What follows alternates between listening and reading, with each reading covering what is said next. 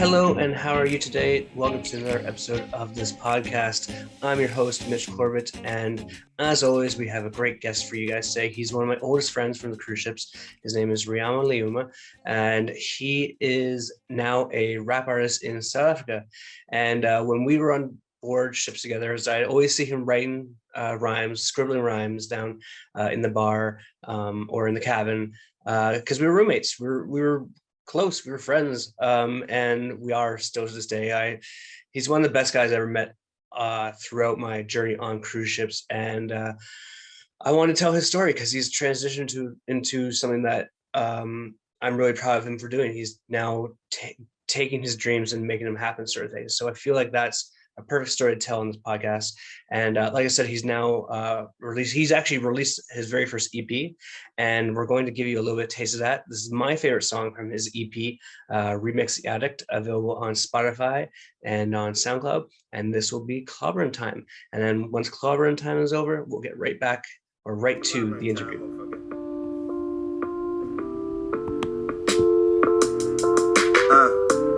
All I see is levels to climb, one step at a time. I keep trying to find a balance between writing these rhymes. It's the addict's the mind, taking pictures and I'm speaking my mind. Never perfect, I'm just working it right. Teddy Perkins, how I'm posted inside. I just had to put my feelings aside, cause there's way too many bitches steady killing my vibe. But I quest like I'm the missing part of the tribe, just another nigga trying to survive. Superhero disguise, steady leaping over rappers in a single bound. Remix be the illest round, so I'm crushing cookies while I'm walking down the trail.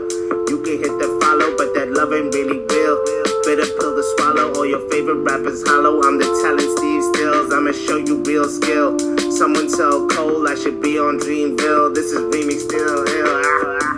Look up in the sky, there goes Mr. Fantastic. Reaching for a star, shit, I think he might grab it. Thought I'd never make it this far, take that bitch. Just in time to save you from the whackness, Look up in the sky, there goes Mr. Fantastic. Reaching for a star, shit, I think he might grab it. Thought I'd never make it this far, take that bitch. Just in time to save you from the whackness, Motherfucker, this is clobbering time. In my own lane, why the fuck you bothering mine? I'm a hustler, making sure the money inclines. If you hating on me, I'ma decline. Like your visa, only swipe and rewind. All this letters got me following lies. Steady trumping on you bitches, haha. You should not be playing with my niggas, nah.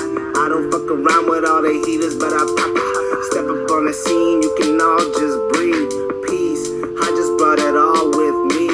Ease, I spit on all these beats.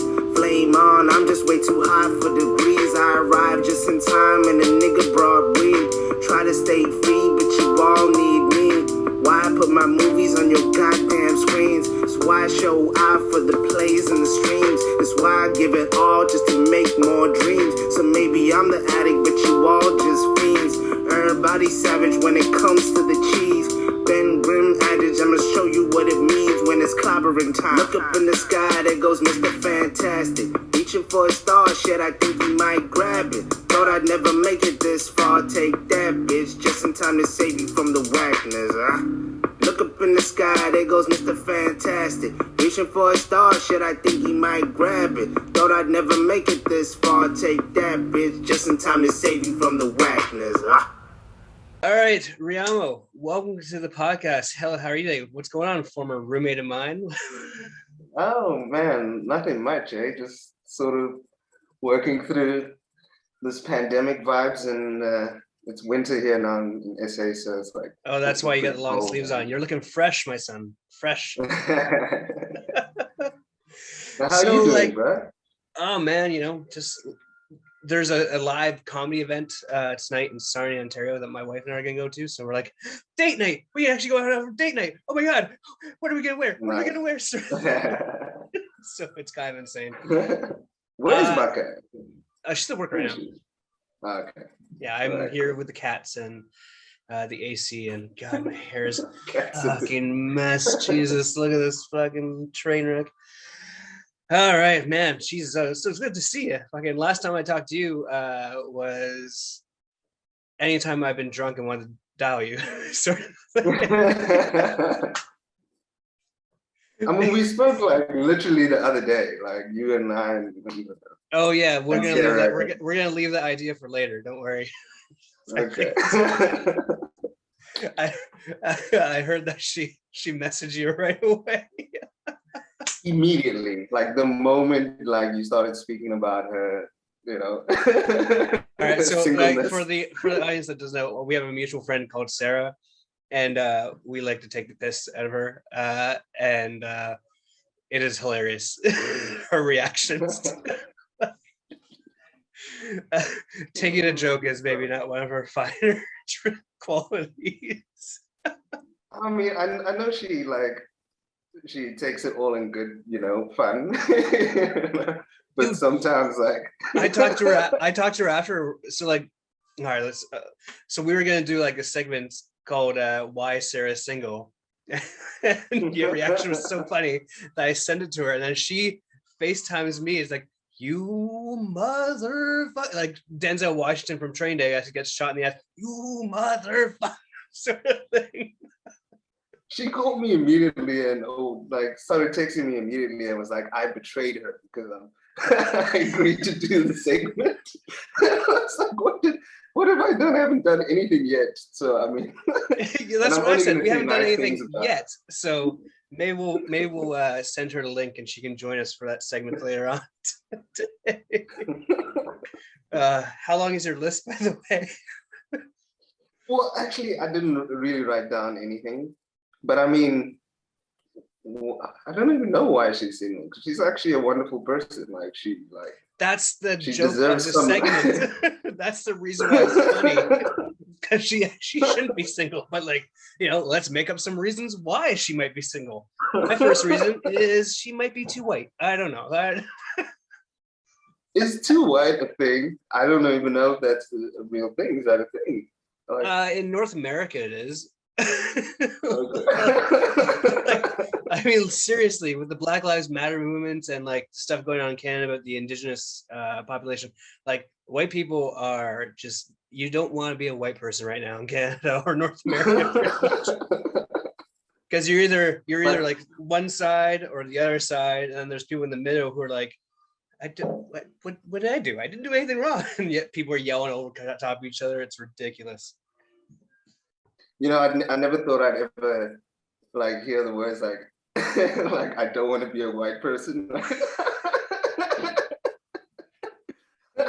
Listen, I didn't say I don't want to be white. I'm just saying, I'm not even saying that's a difficult time. I'm just saying some people who are white think it's a hard time for them right now. And to those people, I would say, shut the fuck up. Famous line from Bo Burnham's new comedy special. Should I maybe just shut the fuck up? Yes, you should maybe just shut the fuck up.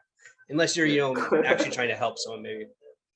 But man, so what contract? So we worked on ships together. What contract were you and I roommates for? What ship was that? We were on the Ruby. The Ruby was the Princess. Ruby? Yeah. So that was also like during like Christmas time, that was my fourth contract. I don't know exactly which contract that was you. Ruby. So that would be my second run on ships. I think that was my second to last, because it was Regal or Royal. I get those ones, and then Ruby, and then Caribbean, I think was my last one. Mm. And then you quit shortly. You left me. You son of a bitch. Yeah, you left me your contract. I liked you as a roommate, and then you all of a sudden leave me. No, I had enough, bro. Like, you can only do so many before you realize, like, fuck, they like literally milk you for everything you're worth. That, I guess that's like the corporate, mentality of like just making your employees do like unbelievable things sometimes, like too much. You know what I mean? It's a little bit too much. It's no, I can't say that. Moving on. Well, I mean, you're basically just a number to them.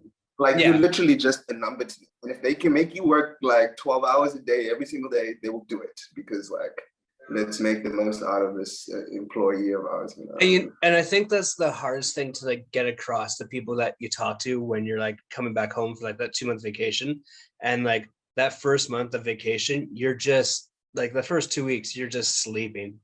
You're so exhausted, you're so tired, and then you're like, oh, I'm gonna go, and then everyone thinks that you have this glamorous lifestyle, but like the amount of like crew members, like especially officers, that kind of like give you that side eye, kind of treat like shit sort of thing, the amount of passengers that are just the worst. Like, you know, there are a lot of great aspects of ship life, but at the same time, you know, the worst parts of it are the reasons like they affect you more, because it's the constant grind. They wear and tear on you more, I feel. Yeah, I mean, because on the surface it all looks good, because like we always post the pictures, oh, we're climbing the Great Wall of China, we're doing whatever it is, and everyone's like, oh, you're just getting paid to travel the world, you know what I mean? And then like there's like, you know, that underlying thing, like actually we're working our asses off. Like they don't see the like if you post a photograph like in your first like week on the contract, and you're all freshed up eyes, and then like that towards the end, like you see the crow's eyes coming down, sort of thing. They don't see that transition, that evolution of deteriorating mental health and physical well-being. Yeah, and then at the end of your contract, you're just like, God damn, I really need to get home. As quick as possible. Although to be fair, like honestly, like I miss, the only thing I miss really is like the travel doesn't really bug me too much. It's the camaraderie with the crew members, like hanging out with you in the cabin, seeing you play my PS4, playing Spyro or whatever, or you know, just like the leavers nights, man. It's fucking fuck Bin Laden, man. It's like that whole contract was like every time someone left, we did the fuck Bin Laden shit from Lonely Island, and it was the blast. Yeah, I mean, like, I think the team makes it for you. Yeah. Like every contract that I had, where I didn't enjoy it, it was because I had like a team that was just out to get each other or whatever. But like when you have a good team, like that contract on the Ruby, like before, like with Sean,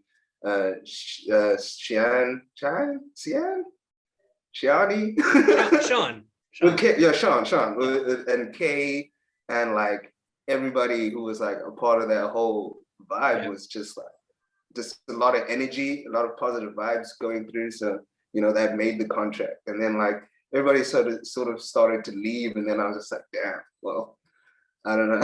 And then you left me to deal with the other, you son of a bitch. Like that's why I'm like, I feel very betrayed. I just left you high and dry.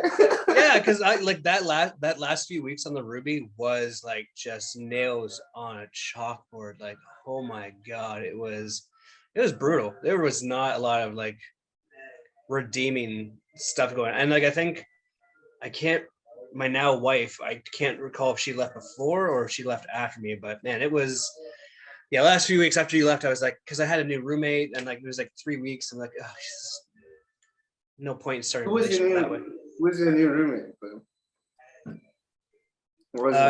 A quiet Filipino guy. I can't remember his name. Like I was so like zoned out from like all the other Bin Ladens that we had before.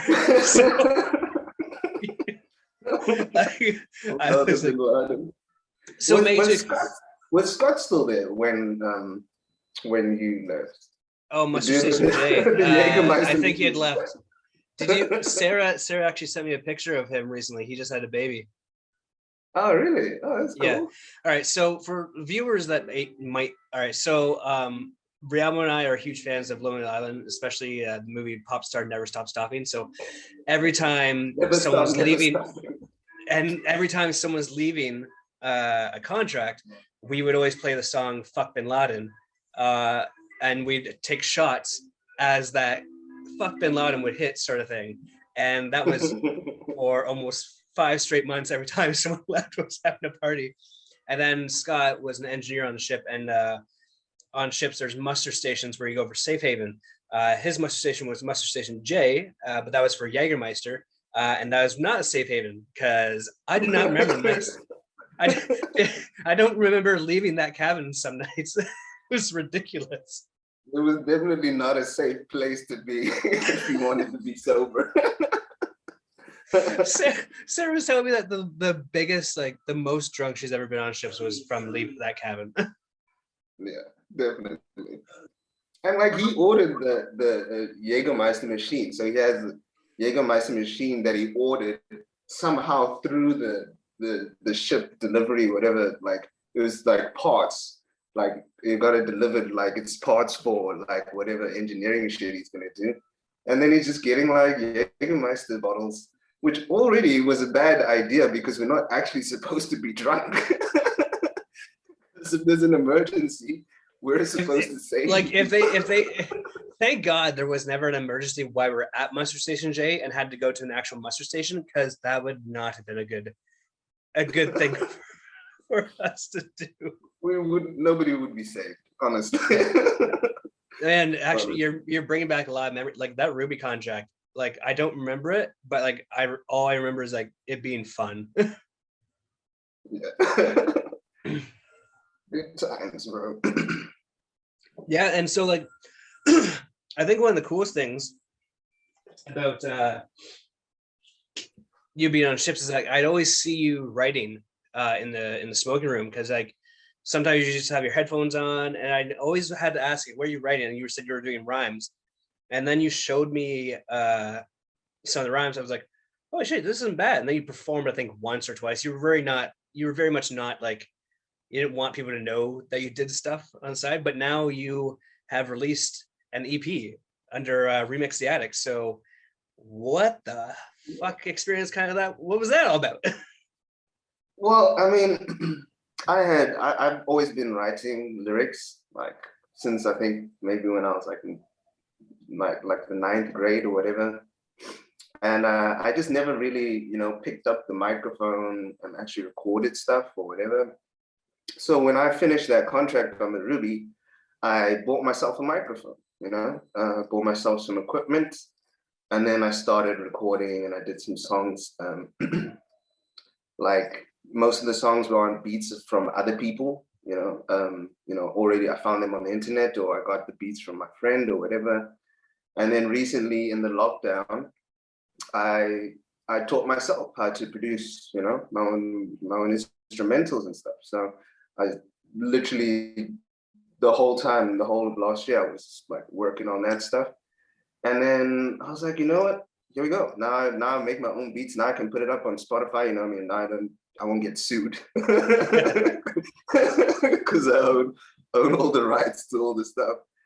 And yeah, so I just put it out. Like, yeah, I've always wanted to do, my own stuff and just like, own everything myself. And now I just managed to do it, the Spectacular, that's what it's called.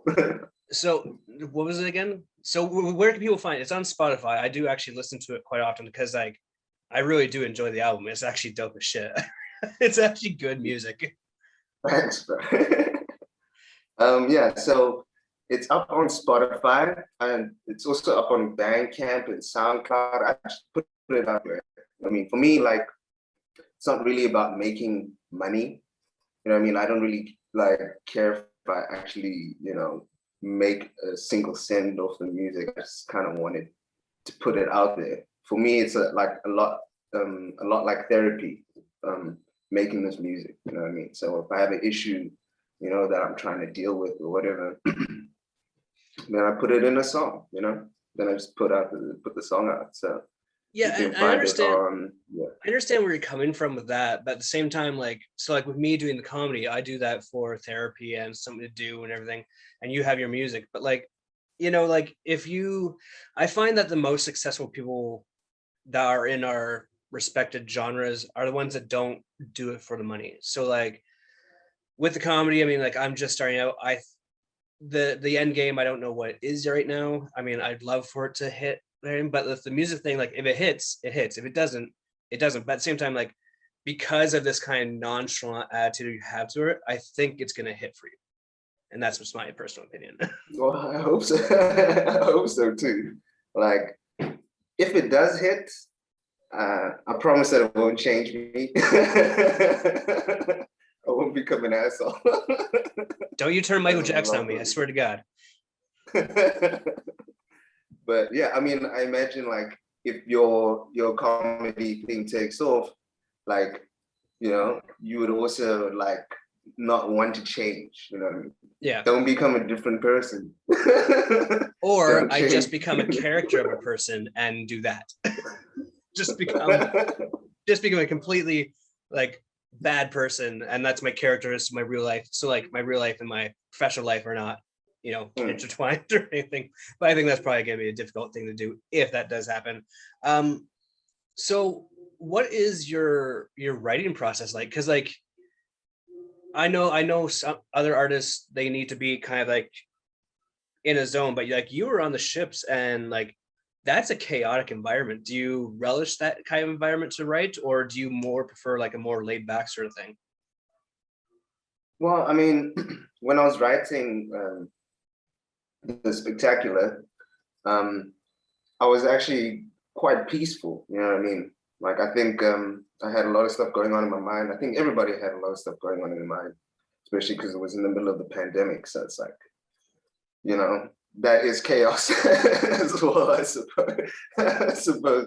So maybe I do actually thrive in a little bit of a chaotic environment. But I was also at the same time, last year, I was finishing my my degree, my film degree. So like, I think that I just had so much stuff going on, like assignments and filming and all sorts of other stuff going on, that it just, I find that the more busy I am with like other stuff, then I somehow manage to sneak in a quick rhyme or whatever, you know, or write down something that's been going on in my head for, I don't actually understand it. It's very weird because like most people would rather be like at peace or whatever before they start writing a new song or whatever. But I find that like the busier I am, the more likely I am to like get a song done or, you know, or whatever. So. And so like with the whole like being a writer and now, you know, getting into like film and television,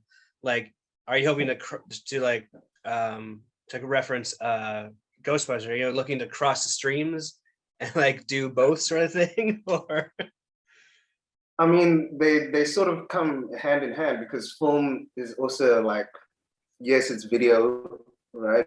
But there's also sound involved in that.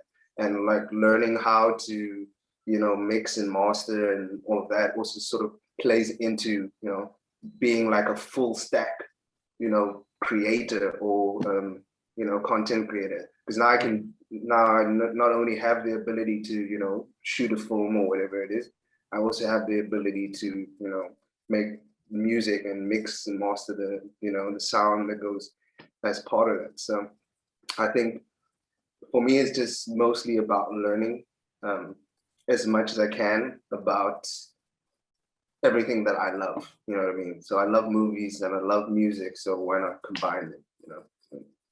all right, so let's talk about your love of that sort of thing. So like in terms of like music, what are some of your influences there, and what are some of your influences film wise? Because I mean, I feel like coming from North America, a lot of people don't realize that, you know, South Africa probably has their own scene there that might influence you completely different than what influences me. Yeah, I mean, like when it comes to like a music sort of perspective, like hip hop is definitely an American sort of sort of vibe, right? It was created there. So like my favorite hip hop musician is Jay-Z. I love that guy. I have listened to every single last song he's ever put out in his life. But like I also at the same time I listen to randomly just some classical music or you know what I mean?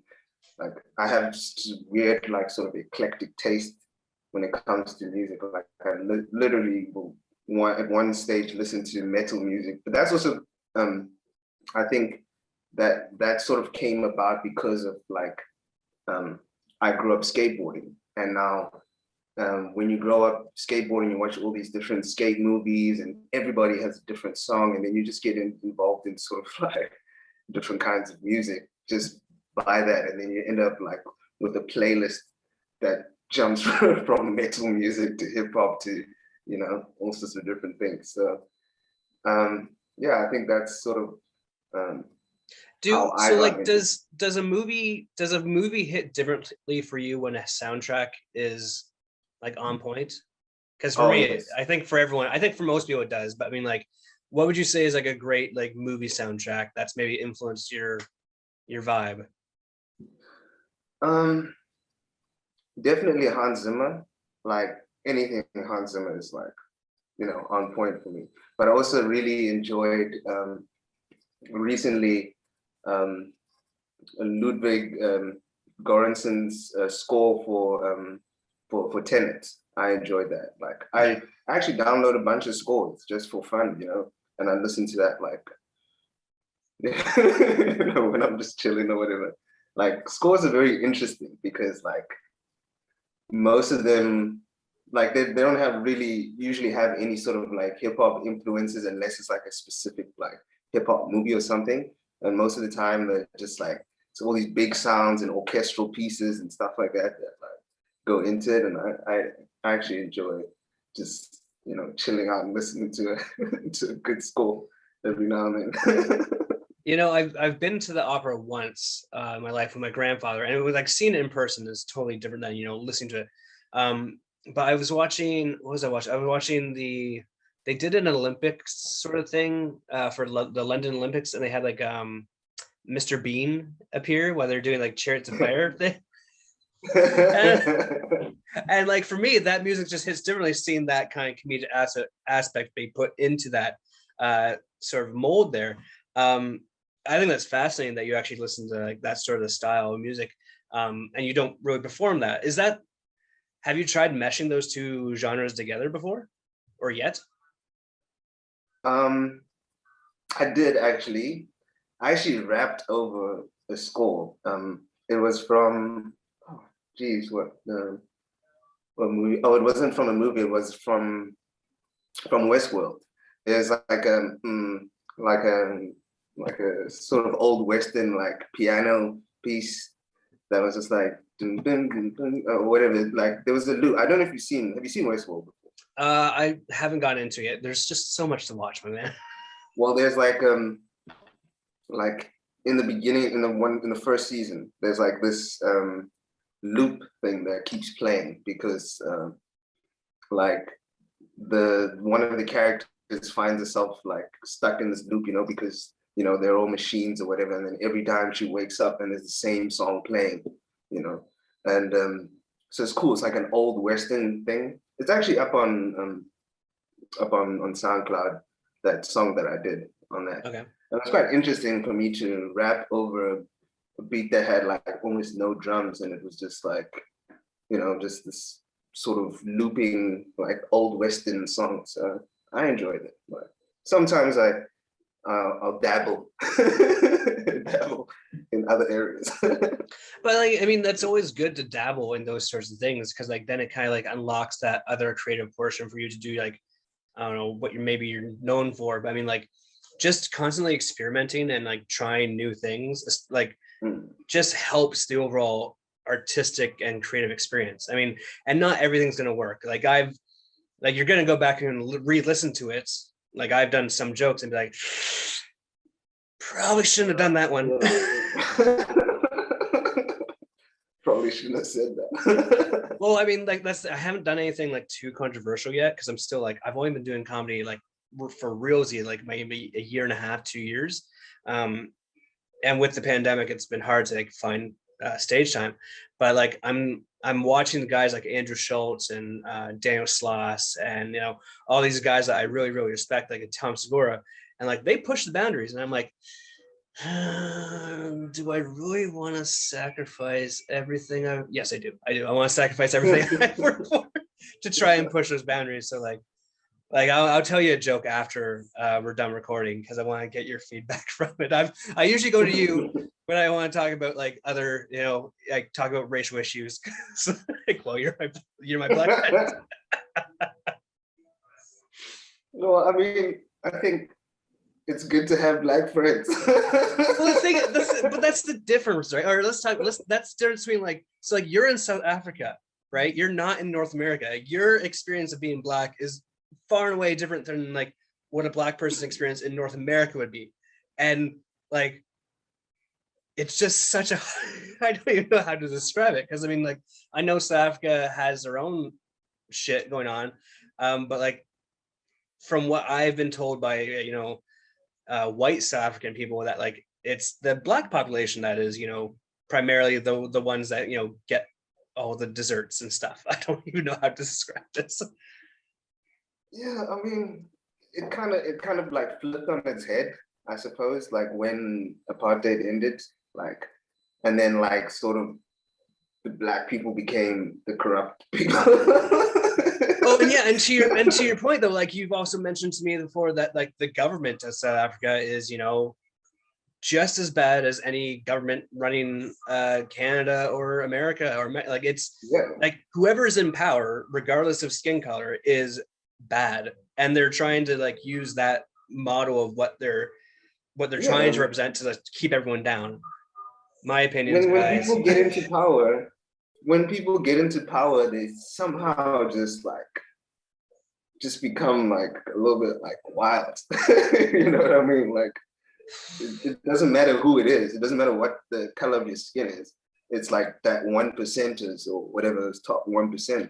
They're always just like out to, keep things to themselves or protect themselves or whatever it is, or Yeah. take all the money or whatever it is.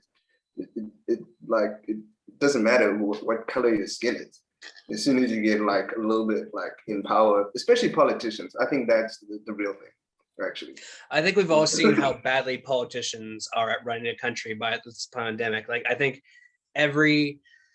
aside from maybe like New Zealand or Iceland, like, or maybe a handful of others, like every person in politics that has had to deal with this pandemic has failed miserably. If they had a report card, it would be F minus sort of shit. It is like a little bit of a fuck up, I think. I mean, I don't really like politicians just for the pure fact that they're getting paid. They're supposed to be public servants, right? Yeah. You're literally supposed to be serving the public, and yet you're getting paid like a shit ton more money than like a nurse or or a teacher. A teacher who's actually like helping the future grow or whatever it is, or saving people. And it's kind of like, I mean, we've gotten way off the rails in terms of like talking about your musical career and everything. But like to like, let's put a pin on it. But like there's a famous line from you've seen the movie The Watchmen, right? Yeah.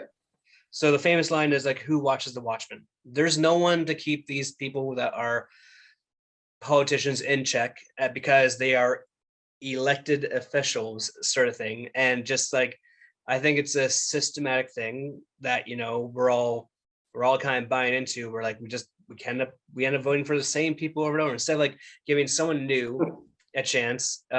We fuck it up by just same old. And the one time that America is like, oh, let's let someone new in, it just goes to absolute shit. I mean, that was the bad person to let in. Like, just that was the wrong. Like, you wanted to give someone new a chance, not that guy. Please, for the love of God, why'd you have to fuck it up? Of all the people, really. They could have let like anybody in, but they fucking chose fucking Agent Orange. they let in a billionaire that obviously does not give a shit about anyone, and just frustrating.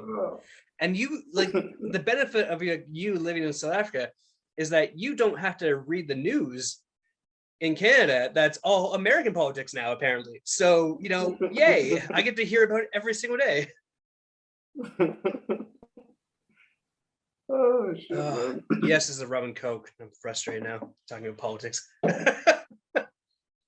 right, let's go back to yeah. Let's invite Sarah in to talk about the why she's single. So you, like you said, you just graduated. What, television, film, or just film program? It was, well, I felt my main focus was cinematography. Oh yeah. But like I had to do every single subject. Like I did directing, producing, editing, all of that, and then yeah, in the process, I shot a few short films and music videos, etc., documentaries, and all of that. So yeah, finally got my degree. Yay! Although it's not Yay, a piece of paper. A piece of paper. You know what's gonna help you, Reamo? When you grow up, all those degrees, man. You know, all those degrees is gonna. I the hope people weird get thing is, that like, reference, the literally, Kanye West reference, before he was literally, Kanye like, Kardashian I could have West. just, I could have just skipped the whole university thing and just started working in the industry. Like, I would You have could been have. like so much further. You could have. Oh, I look at my college diploma sometimes and I think, ugh, what a waste of fucking time. But at the same time, I still have lots of friends from that sort of thing, and like it got me on cruise ships, and it's got me here, I guess. Yeah. Look at my background; it's so fancy. So like, what's your kind of goal going forward? Like, like with music, do you want to combine the two and work and do like music videos? Is that Yeah, I mean, that would be good. I think right now the struggle is really just trying to, get myself back on set, because like South Africa, the industry took a massive knock, what I mean, during the pandemic. And South Africa never really made that many movies to begin with. Like, I think before the pandemic, we were only making about 20 movies a year in South Africa. That's not a lot, you know what I mean? That's like almost nothing. But what we do have is a very big service industry. So a lot of Americans and other people from other countries, whatever, they come to South Africa to shoot here because we have like a lot of incentives and deals. So they get massive tax breaks just because they filmed in South Africa and they use South African crew. So that is probably the main goal for now, is just to get myself on set as much as possible. But I've also been writing. I don't know if anyone will ever fucking find my screenplay, but I have been writing a couple of screenplays. So I don't know.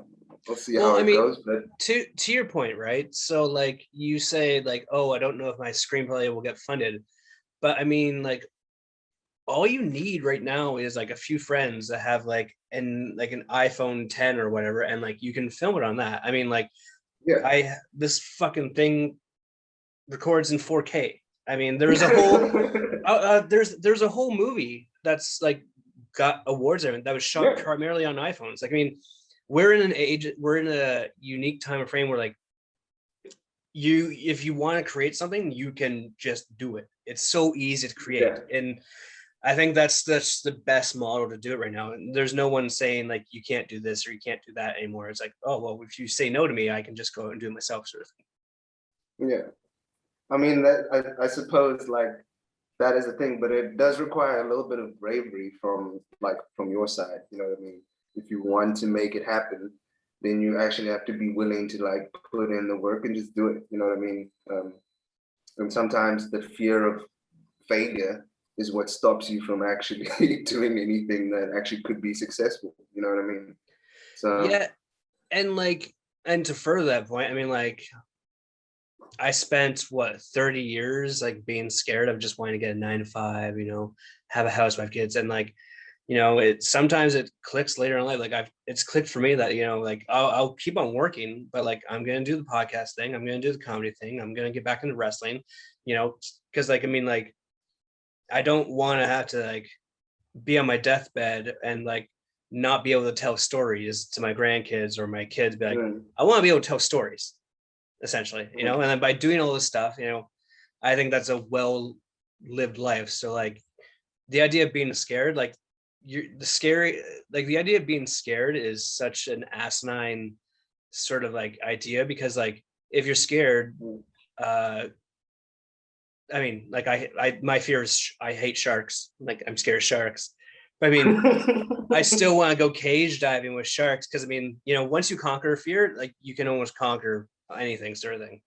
Yeah, I think to live with regret at like on your deathbed is probably the worst, thing that you could. That should frighten you more than anything else, to have regrets when you're finished with this life of ours. And I mean, like, that's a very good point, because like also at the same time, like, but like everyone's gonna, no matter what, you're gonna have regrets. But it's like, do the regrets outweigh like the accomplishments? And like, I'm gonna try and out love those sort of things. Find some balance. Yeah, balance is key.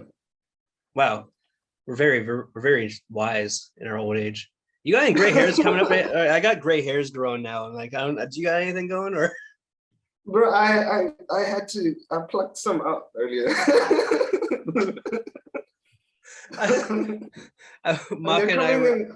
They're coming in strange places as well. Like, I found some in my pubes. What? It's so strange. And you're not single anymore, right? So that's normal. I have a lady. Yeah, lady friend. Yeah, I've talked to her once or twice. She seems lovely. Doesn't take any of your bullshit, that's for sure. Oh yeah, fucking hell.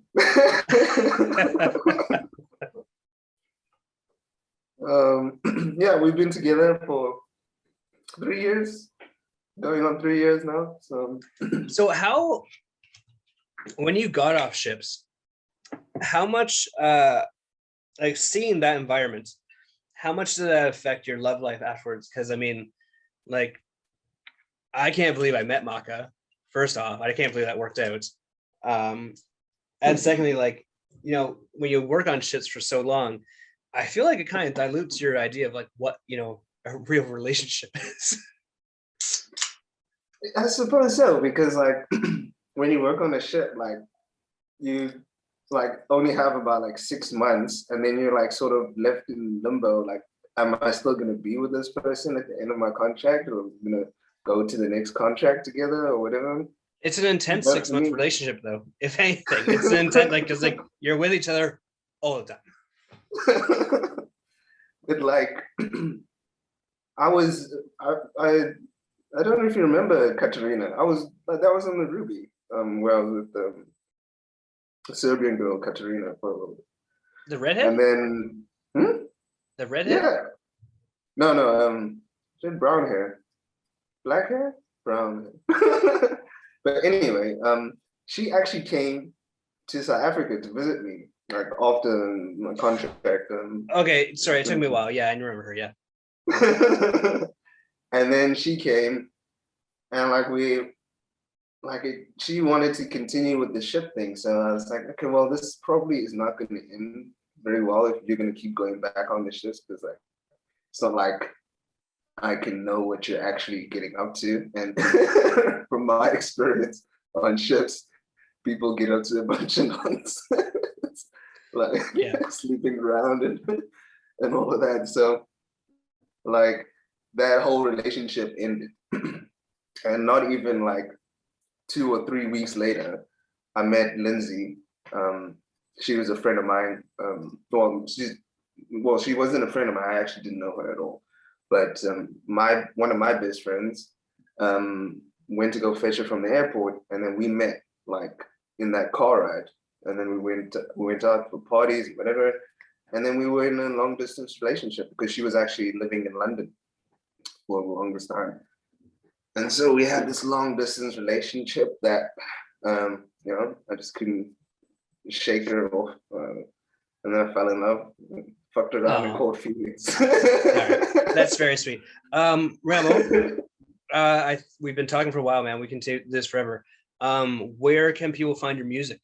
And like SoundCloud, Bandcamp, Spotify, but like there are different ones, right? So where can they find it? So all my music, I don't know if there's a way to put a link up or whatever. But if you search Reamix the Addict on Spotify, otherwise you can also go through to my Instagram page, and there's a hyperlink for it that brings up all sorts of different streaming services. So it's Spotify, Deezer. I don't know what the hell that is. What's your Instagram so people can find it? Reamix the Addict, so it's REA Mix the Addict. Yeah, and we're gonna play some tunes on our way in and on our way. I hope you guys enjoyed the tunes beforehand, and we're gonna leave you guys with a song. What song do you want to leave the people with? What do you have like Spotify open or what? Well, no, I'm gonna add it in afterwards. The post production is a thing. Like I've been working in the film and television industry for a lot longer than you. Okay, I know how to do some things. Okay. I think one of my favorite ones is Cabo.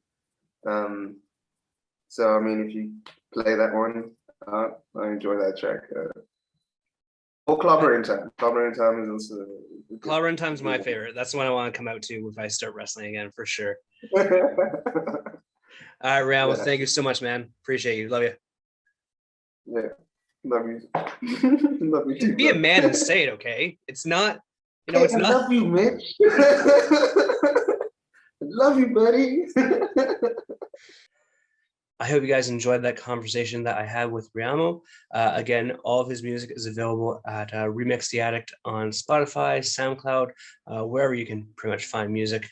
We're going to leave you, though, with another song of his. This one is another one that I really enjoyed, and it's called Cabo. So stay tuned next week. We have another great episode with you. We're going to be talking to Liam Small, who's a comedian from Newfoundland.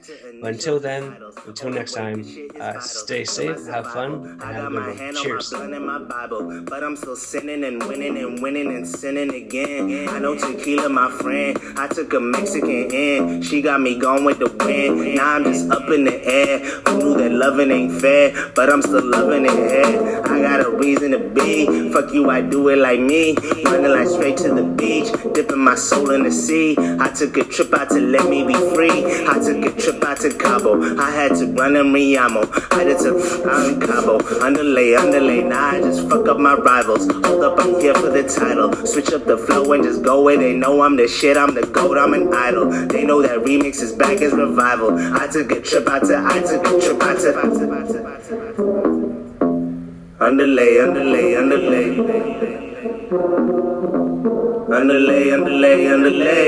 Just get the fuck out of the way. I had to fly out to Cabo today, and I got money to waste. Throwing in bills in your face, slow motion walking away. Look at you catching the fade, look at me catching the plane. That's why I'm stunting, I'm floating away. Losing my baggage won't fuck up my day. I took a trip out to Cabo, I had to run in Reamo. I hit the beach and I sip on Corona. I'm home where there's no one with Rona. I pull up and roll up the Doja, fresh off the jet and they smell the aroma. Remixes blow all the tree, Addict, I'm hogging the weed. Fuck you, I do it like me. I took a trip out to let me be. I took a trip out to Cabo. Now I'm just chilling but willing to listen to friends. I don't be missing the hate. I had too much on my plate. Now all you bitches can wait. I took a trip out to let me be great. I took a trip out to get me some personal space. Now I just trip out on all of the magic I made in the cave. Underlay. Underlay.